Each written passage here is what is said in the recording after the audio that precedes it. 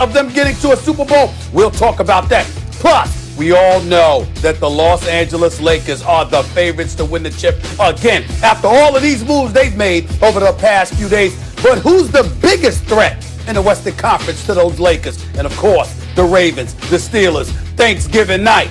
Do my Steelers have something to really be concerned about? All that and more coming up. You know what time it is. First Take in the house. Let's get it. It's as big as they get on Monday Night Football. Defense is going to win it. Defense win a championship. Brady able to throw and hit Evans again. Trying to spin for more, and he gets there. Touchdown, Tampa Bay. Goff throwing and completing. Van Jefferson for the touchdown. Here's Brady to throw, underthrown, intercepted. Goff throwing, Akers out of the backfield for the touchdown for the Rams. Here's Brady, too far for Brady and intercepted. And it's a solid team victory for the LA Rams. What a game. What's going on, everybody? Welcome into First Take. Thank you for being with us. Look who's here. Super Bowl champ on our screen, Jeff Saturday. Jeff, always good to see you. Max, Stephen A. I'm Molly. Karen. What? Are you mad because he's going to correct? I mean, do I have to look at Jeff this early? Do I have to look at Jeff? No, I usually get to see him at around 11 o'clock. I got to deal with him at the top of the show. He came here to mess with me this early. You know it, Stephen A. You know it. That's right. That's right. And by the way, ready, baby. You just took a little shot. I'm always ready. I'm always ready. And by the way, Max and Molly, especially you, Molly, I got a text this morning. Now, I lost a bet 2 years ago. And Mr. Rose, as in Jalen Rose, texts me to remind him that I owe him a pair of sneakers, which he is right about. That's how my morning started. Well, I had to hear Max's voice first. Then I had to hear Jalen Rose reminding me of a bet that I lost. And now I got Jeff Saturday. And damn it, it ain't even 10:02. Good Lord. Yeah. Listen, everyone feels very sorry it? for you, Stephen A. You have a very tough life. Yeah.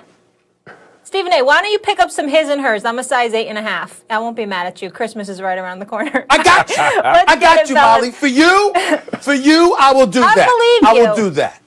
I believe you. I do. All right, fellas. Max, I know you were watching, as Stephen A. would say, with your Beetlejuice eyes, because Tom Brady did not look like himself. The Rams get the win. Tom, talk to us. You've come up with so many game-winning drives in the fourth quarter and overtime, Tom. So on a night like this, how disappointed are you in yourself? Absolutely, yeah. I think that's a good word, disappointed, and I have to do a better job. Absolutely. We've had some chances, definitely, and receivers are doing a great job, and I got to get them the ball, so I got to figure out how to do that. All right, Stephen A., tell me this. After last night, do you still trust Tom Brady? I do. I don't like what I saw last night. I'll be the first to admit that. But when we talk about whether I trust him or not, I'm going to go to somebody's body of work as opposed to, what they've done in the immediate moment. I'm not going to be a prisoner of the moment when it comes to Tom Brady. Certainly, he was overthrowing receivers. Certainly, that he's leading the league in incompletions with 20-plus yards. I think he's got about 33 incompletions on the year. We know that's not impressive. He's completed about 25% of his passes for 15 or 20 yards plus. So we get all of that, and we understand it. And when you got Chris Godwin, Mike Evans, Gronkowski, and of course Brady, and of course Antonio Brown, there is simply no excuse for it. Tom Brady's got to get his act together because the losses that he has incurred this season has been against top quality teams. But what I would remind everybody is that he's supposed to have a veteran coach in Bruce Arians that would ask him to stop throwing those damn things. Why don't you throw some intermediate passes? Why don't you run the damn football? You've got Ronald Jones. You've got Leonard Fournette. Leonard Fournette is no slouch. You got him there for a reason. Engage in some ball control. Move the chains. Run the damn football, for crying out loud. It's not just the receivers that are out there with your 43-year-old quarterback. It's those running backs as well. Take some of that pressure off of Tom Brady. And, oh, by the way, I'm not going to let the defense off the hook. I know numbers-wise, they're one of the top defenses in the league, led by Todd Bowles, who obviously is a stout defensive coordinator. But Two of the days where they really wet the bed was when they got blown out by New Orleans, and then last night again. No pressure on Jared Goff whatsoever. He sat back, took pictures, called this lady, said, "I'm coming. What time you want dinner tonight? Let's hang out afterwards," etc., etc. I mean, there was just no pressure whatsoever. I mean, he was standing back there taking pictures, for crying out loud. So I look at all of those things and I'm saying, this is the ultimate team sport, is it not?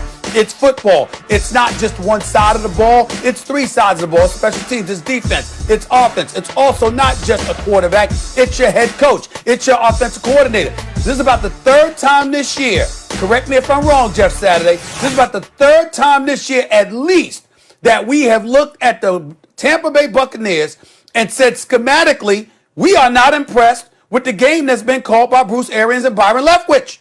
We're not impressed. And so somehow, some way, they've got to get it together. The question is, do you trust that Tom Brady will? And I'm saying, even at 43, with these multitude of weapons, with what I've seen him do in good moments this year, I believe that when it's time, he will show up. You're going to have to show me differently. Until I see it, I'm not going to believe otherwise.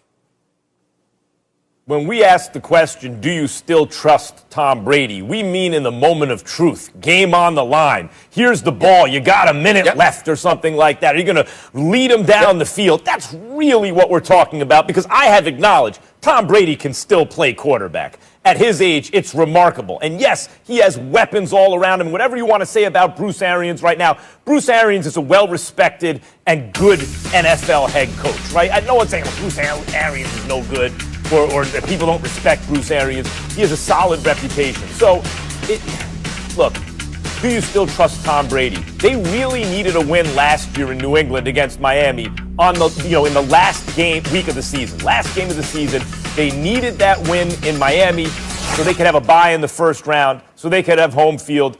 They lost to Miami. They lost to the team they needed to beat in their division. How often has that happened to the Patriots on the last game of the season? And you can say what you want. Tom Brady didn't have weapons and et cetera, et cetera. Okay, he had a defense. He had a great head coach. So you can't point there. You have to also look at Brady. They didn't get it done, and Brady didn't get it done. This year so far, there have been some critical games against, obviously, their chief divisional rivals. They've lost them badly the second time. Against Chicago, right? Brady gets the ball back with, Nick Foles hit that receiver for the first down when he needed to. They kicked the field goal. They left too much time for Tom Brady. Oh boy, you gave Tom Brady the ball with time on the clock. Here it comes. No, it didn't. He had tough throws to make, it's true, but he didn't make them. And then he had a mental breakdown. Now, do I trust Tom Brady to rebound, to lead his team, to make sure they clean up the errors from the week before? Yeah, I trust him in that way. But I think we're talking about more than that. We're talking about the great Tom Brady, who, here it is, the moment of truth, go get it done. I haven't seen him do that in a while when they need him most. And, the reasons are obvious. He's old now. And you can point to his head coach. I mean, come on, you can't always point fingers. Last year, he didn't have weapons in New England, but he had the greatest head coach of all time. He had an elite defense, and he had a system he knew extremely well, and an offensive coordinator and all that. This year, he has every weapon you could imagine. Did you see Mike Evans after the catch yesterday? He has weapons he doesn't even know what to do with. He has so many weapons, and he has a defense. Now we're pointing to the head coach. No. Tom Brady, once upon a time, had a huge kind of advantage in decision-making. The league has caught up in that way. But as it's caught up, there are lots of quarterbacks who don't make bad decisions constantly anymore, right? Like, that has gotten better in the league, and